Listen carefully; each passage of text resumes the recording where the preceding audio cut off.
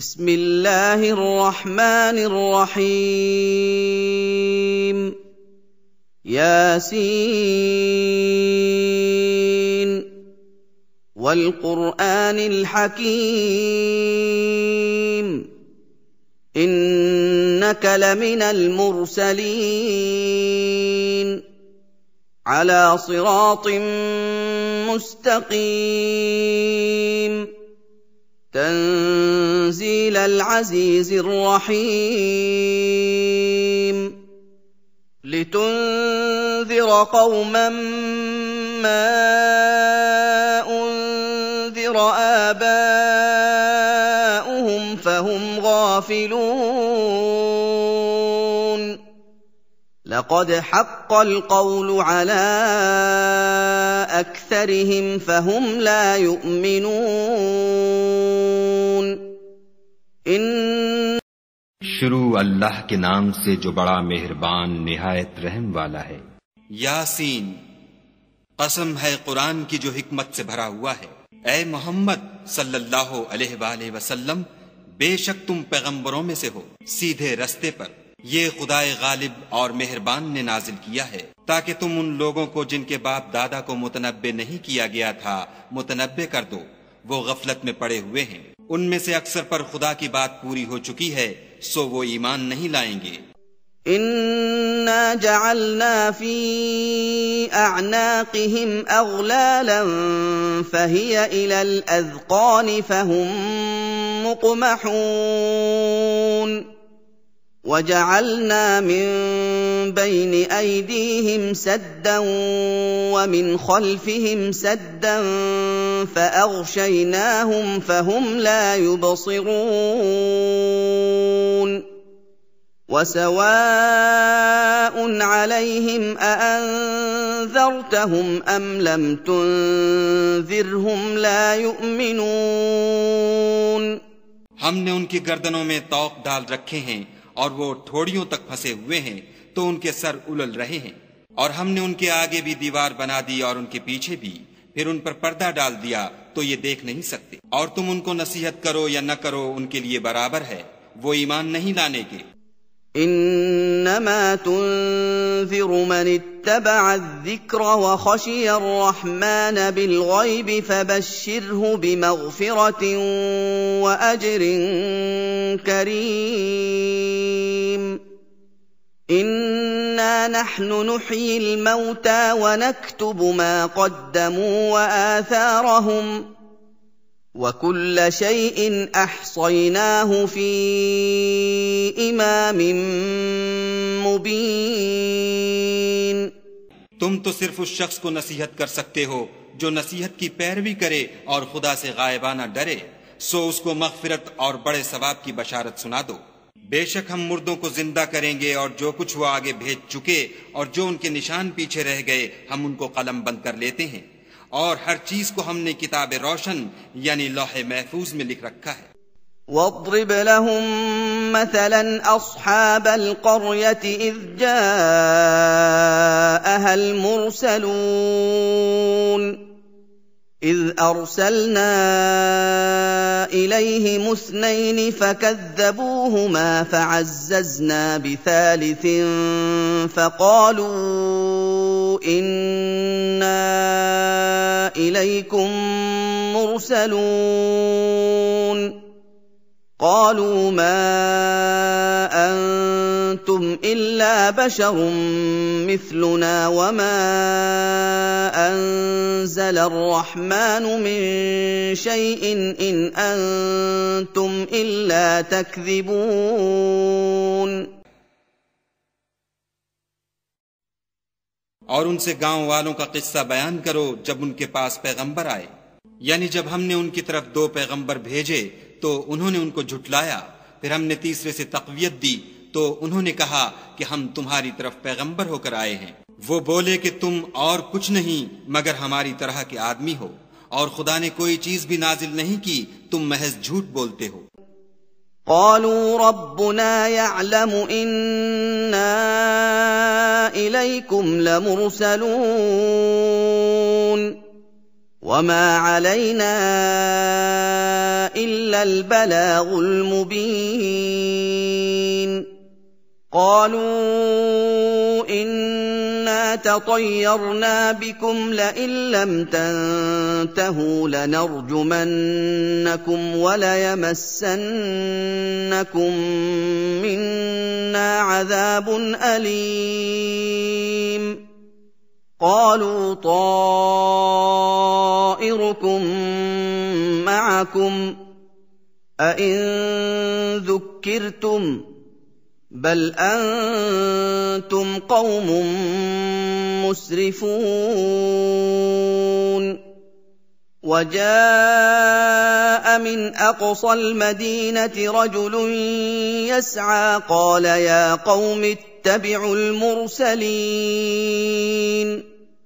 اتبعوا من لا يسألكم أجرا وهم مهتدون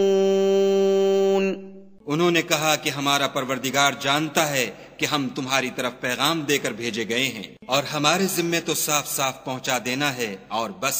वो बोले कि हम तुमको नामुबारक देखते हैं, अगर तुम बाज ना आओगे तो हम तुम्हें संसार कर देंगे और तुमको हमसे दुख देने वाला अजाब पहुंचेगा। उन्होंने कहा कि तुम्हारी नहुसत तुम्हारे साथ है, क्या इसलिए कि तुमको नसीहत की गई, बल्कि तुम ऐसे लोग हो जो हद से तजावुज कर गए हो। और शहर के परले किनारे से एक आदमी दौड़ता हुआ आया, कहने लगा कि ऐ मेरी कौम, पैगंबरों के पीछे चलो, ऐसों के जो तुमसे सिलाह नहीं मांगते और वो सीधे रास्ते पर हैं। वमा लिया ला अअबुदु अल्लज़ी फ़तरनी व इलैहि तुरजऊन अअत्तखिज़ु मिन दूनिही आलिहतन इन युरिदनि अर्रहमानु बिदुर्रिन ला तुग़नि अन्नी शफ़ाअतुहुम शैअन वला युन्क़िज़ून इन्नी इज़न लफ़ी ضलालिम मुबीन इन्नी आमनतु बिरब्बिकुम फस्मऊन। और मुझे क्या है कि मैं उसकी परस्तिश न करूं जिसने मुझे पैदा किया और उसी की तरफ तुमको लौट कर जाना है। क्या मैं उनको छोड़कर औरों को माबूद बनाऊं? अगर खुदा मेरे हक में नुकसान करना चाहे तो उनकी सिफारिश मुझे कुछ भी फायदा न दे सके और न वो मुझे छुड़ा ही सके, तब तो मैं सरीह गुमराही में मुब्तला हो गया। मैं तुम्हारे परवरदिगार पर ईमान लाया हूं, सो मेरी बात सुन रखो। क़ील उद्ख़ुलिल जन्नत क़ाल या लैत क़ौमी यअलमून बिमा ग़फ़र ली रब्बी वजअलनी मिनल मुक्रमीन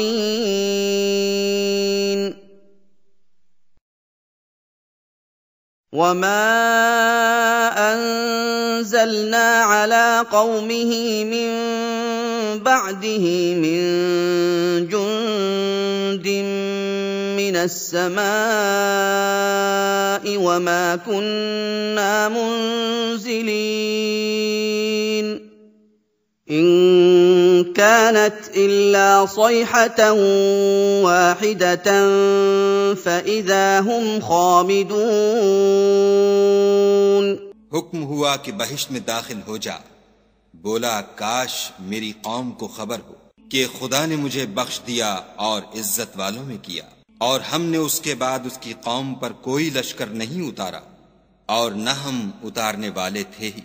वो तो सिर्फ एक चिंगार थी आतशी, सो वो उससे नागहां बुझ कर रह गए।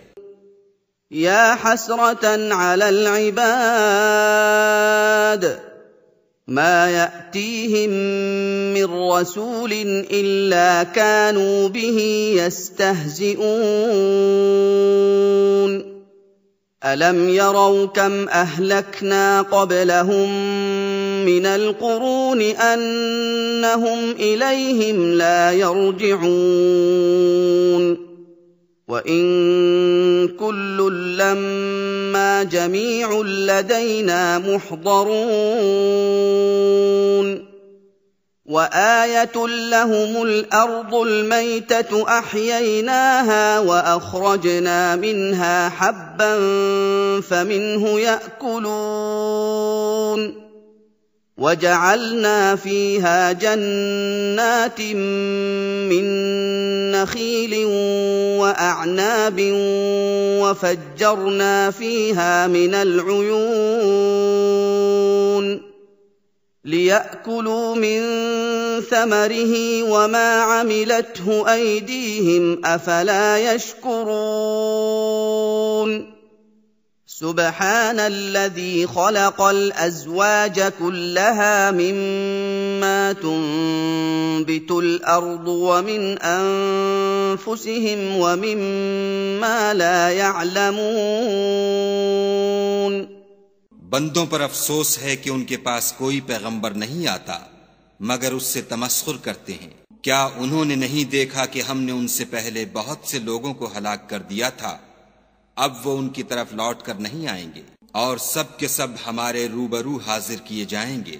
और एक निशानी उनके लिए जमीन मुर्दा है कि हमने उसको जिंदा किया और उसमें से अनाज उगाया, फिर ये उसमें से खाते हैं। और उसमें खजूरों और अंगूरों के बाग पैदा किए और उसमें चश्मे जारी कर दिए ताकि ये उनके फल खाएं, और उनके हाथों ने तो उनको नहीं बनाया, तो फिर क्या ये शुक्र नहीं करते।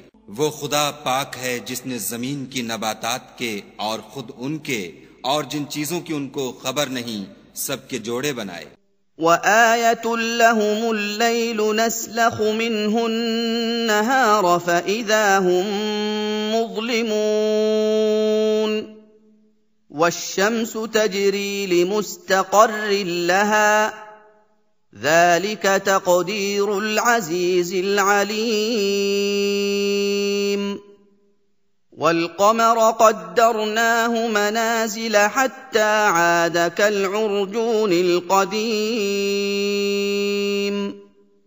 لا الشمس ينبغي لها أن تدرك القمر ولا الليل سابق النهار وكل في فلك يسبحون وآية لهم أنا حملنا ذريتهم في الفلك المشحون وخلقنا لهم من مثله ما يركبون وإن نشأ نغرقهم فلا صريخ لهم ولا هم ينقذون إلا رحمة منا ومتاعا إلى حين और एक निशानी उनके लिए रात है कि उसमें से हम दिन को खींच लेते हैं तो उस वक्त उन पर अंधेरा छा जाता है और सूरज अपने मुकर्रर रास्ते पर चलता रहता है। ये खुदाए गालिब और दाना का मुकर्रर किया हुआ अंदाजा है। और चांद की भी हमने मंजिलें मुकर्रर कर दी, यहाँ तक कि घटते घटते खजूर की पुरानी शाख की तरह हो जाता है। न तो सूरज ही से हो सकता है कि चांद को जा पकड़े और न रात ही दिन से पहले आ सकती है, और सब अपने अपने दायरे में तैर रहे हैं। और एक निशानी उनके लिए ये है कि हमने उनकी औलाद को भरी हुई कश्ती में सवार किया और उनके लिए वैसी ही और चीजें पैदा की जिन पर वो सवार होते हैं। और अगर हम चाहें तो उनको गर्क कर दें, फिर न तो उनका कोई फरियाद रस हो और न उनको रिहाई मिले, मगर ये हमारी रहमत और एक मुद्दत तक के फायदे हैं। وَإِذَا قِيلَ لَهُمُ اتَّقُوا مَا بَيْنَ أَيْدِيكُمْ وَمَا خَلْفَكُمْ لَعَلَّكُمْ تُرْحَمُونَ وَمَا تَأْتِيهِمْ مِنْ آيَةٍ مِنْ آيَاتِ رَبِّهِمْ إِلَّا كَانُوا عَنْهَا مُعْرِضِينَ وَإِذَا قِيلَ لَهُمْ أَنفِقُوا مِمَّا رَزَقَكُمُ اللَّهُ قَالَ الَّذِينَ كَفَرُوا لِلَّذِينَ آمَنُوا أَنُطْعِمُ مَن لَّوْ يَشَاءُ اللَّهُ أَطْعَمَهُ قال الذين كفروا للذين آمنوا أنطعم من لو يشاء الله أطعمه إن أنتم إلا في ضلال مبين ويقولون متى هذا الوعد إن كنتم صادقين और जब उनसे कहा जाता है कि जो तुम्हारे आगे और जो तुम्हारे पीछे है उससे डरो ताकि तुम पर रहम किया जाए, और उनके पास उनके परवरदिगार की तरफ से कोई निशानी नहीं आई मगर उससे मुंह फेर लेते हैं। और जब उनसे कहा जाता है कि जो रिज्क खुदा ने तुमको दिया है उसमें से खर्च करो, तो काफिर मोमिनों से कहते हैं कि भला हम उन लोगों को खाना खिलाएं जिनको अगर खुदा चाहता तो खुद खिला देता। तुम तो सरीह गलती में हो। और कहते हैं अगर तुम सच कहते हो तो ये वादा कब पूरा होगा। ما ينظرون إلا صيحة واحدة تأخذهم وهم يخصمون فلا يستطيعون توصية ولا إلى أهلهم يرجعون ونفخ في الصور فإذا هم من الأجداث إلى ربهم ينسلون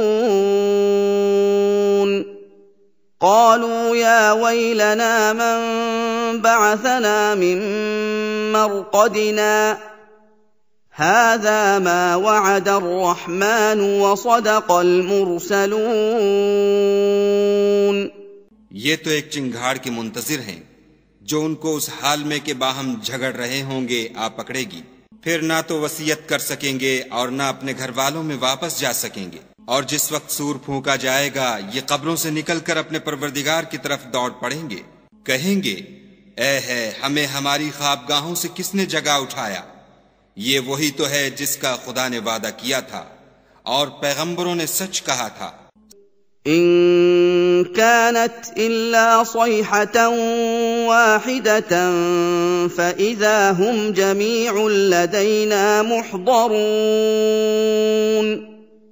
فاليوم لا تظلم نفس شيئا ولا تجزون إلا ما كنتم تعملون إن أصحاب الجنة اليوم في شغل فاكهون هم وأزواجهم في ظلال على الأرائك متكئون لهم فيها فاكهة ولهم ما يدعون سلام قولا من رب رحيم। सिर्फ एक जोर की आवाज का होना होगा कि सब के सब हमारे रूबरू आ हाजिर होंगे। उस रोज किसी शख्स पर कुछ भी जुल्म नहीं किया जाएगा और तुमको बदला वैसा ही मिलेगा जैसे तुम काम करते थे। अहले जन्नत उस रोज ऐशो निशात के मशगले में होंगे, वो भी और उनकी बीवियां भी सायों में तख्तों पर तकिए लगाए बैठे होंगे। वहां उनके लिए मेवे और जो चाहेंगे मौजूद होगा। परवरदिगार मेहरबान की तरफ से सलाम कहा जाएगा। वम्ताज़ुल यौम अय्युहल मुजरिमून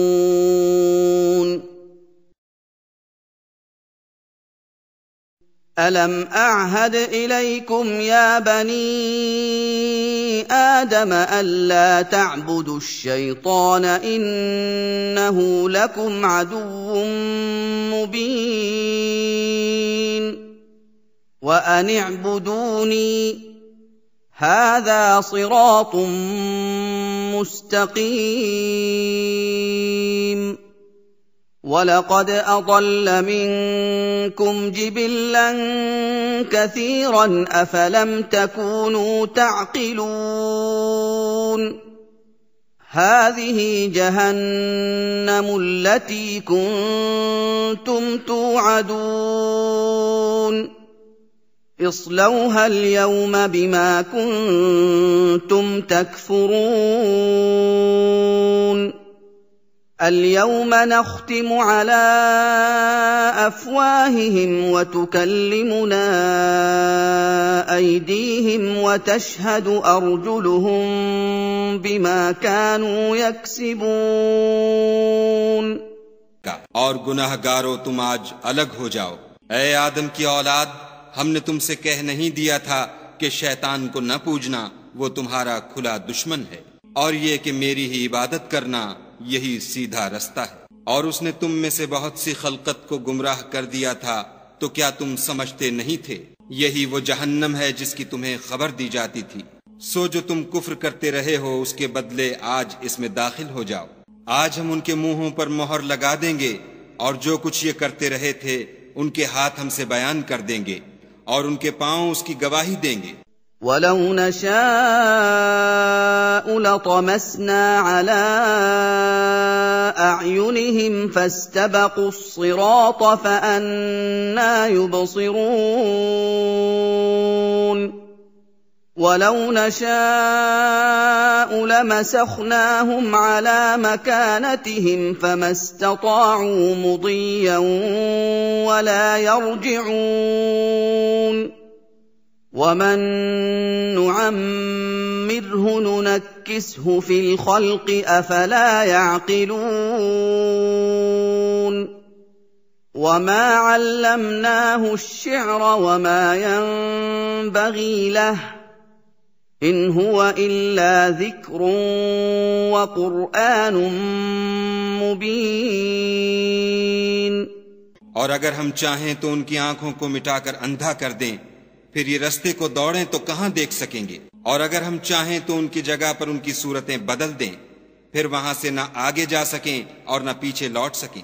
और जिसको हम बड़ी उम्र देते हैं तो उसे खलकत में औंधा कर देते हैं, तो क्या ये समझते नहीं? और हमने उन पैगंबर को शेर गोई नहीं सिखाई, और न वो उनको शाया है।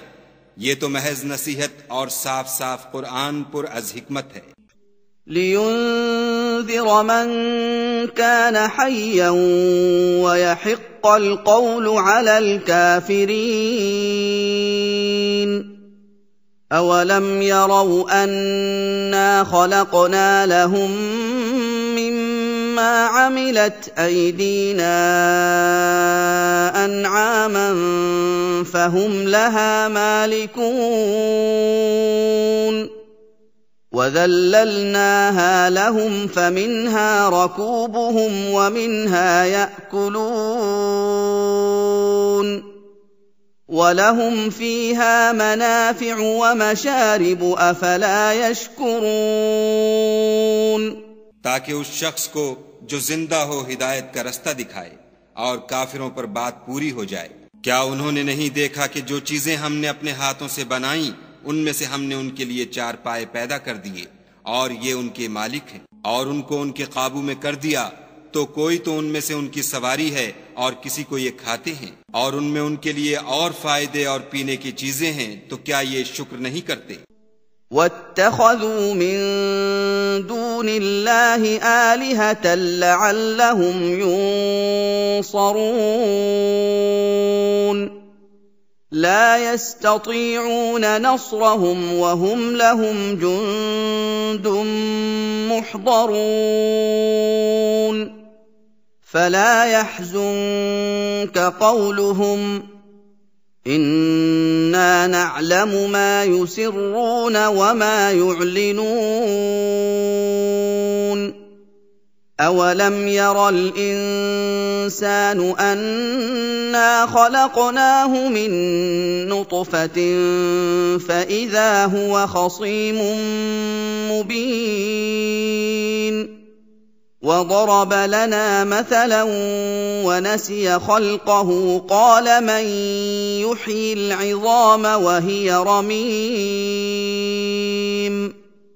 قل يحييها الذي أنشأها أول مرة وهو بكل خلق عليم। और उन्होंने खुदा के सिवा और माबूद बना लिए हैं कि शायद उनसे उनको मदद पहुंचे, मगर वो उनकी मदद की हरगिज ताकत नहीं रखते, और वो उनकी फौज होकर हाजिर किए जाएंगे। तो उनकी बातें तुम्हें गमनाक न कर दें।